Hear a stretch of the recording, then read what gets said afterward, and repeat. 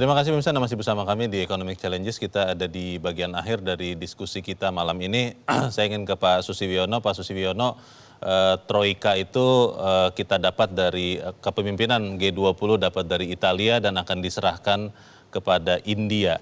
Dan kalau kita melihat tema presidensi G20 Indonesia, Recover Together, Recover Stronger, sejauh yang terjadi hari ini dan kita harapkan besok, apakah memang kita bisa mencapai target dari Recover Together, Recover Stronger itu, Pak Susi? Ya, Mas Leo, jadi kalau kita lihat tema Recover Together, Recover Stronger itu sebenarnya message-nya adalah bagaimana kita seluruh dunia ini bisa pulih bersama-sama.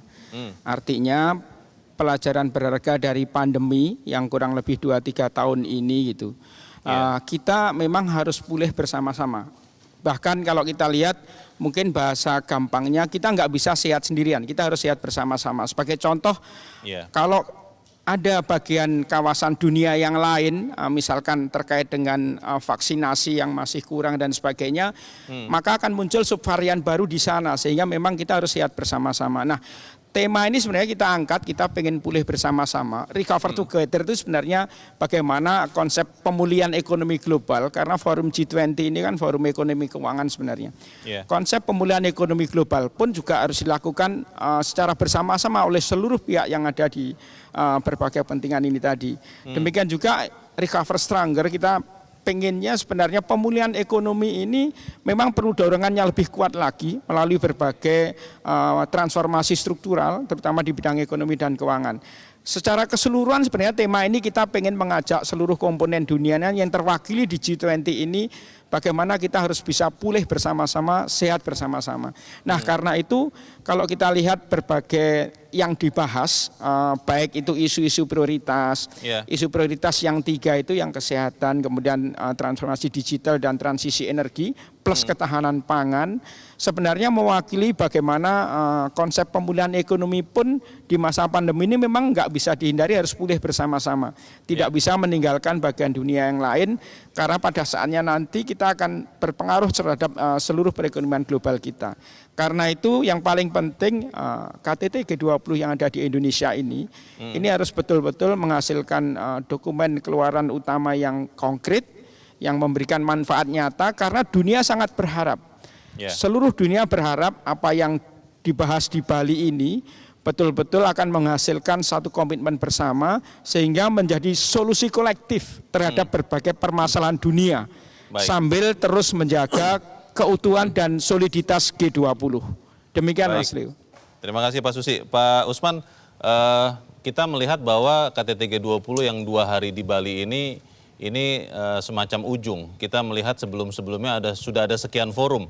Ada Business 20, bahkan ada Parliament 20, ada Youth 20, ada Women 20. Banyak sekali pelibatan anggota masyarakat menjelang KTT G20. Pertanyaannya adalah kalau nanti sudah ada hasil besok, bagaimana ini kemudian bisa dijelaskan sejelas-jelasnya kepada seluruh masyarakat supaya kita merasakan betul manfaat dari penyelenggaraan KTT G20 di Bali, tentunya untuk kacamata Indonesia. Bagaimana Pak Usman?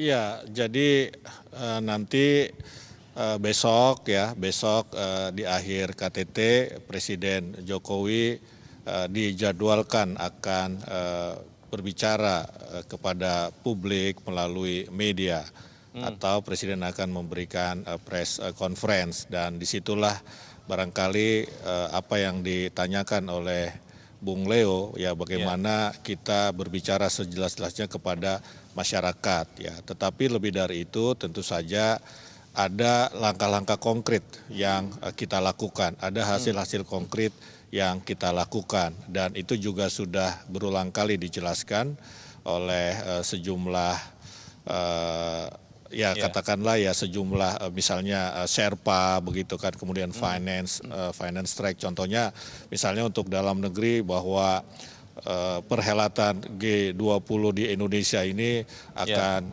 menyumbang peningkatan PDB sampai 7,4 triliun misalnya. Kemudian penambahan nilai tambah untuk UMKM sebesar 1,7 triliun. Bahkan penelitian UI mengatakan perhelatan G20 di Bali ini menyebabkan adanya peningkatan belanja dari delegasi dari orang asing misalnya sampai 10 triliun. Ini kan hal-hal konkret yang bisa disampaikan kepada masyarakat betapa G20 ini ada hasil konkret kepada masyarakat. Belum yang lain-lain misalnya transformasi digital ya ini kan akan ada pemerataan infrastruktur digital dan juga keterampilan digital di masyarakat. Begitu Leo.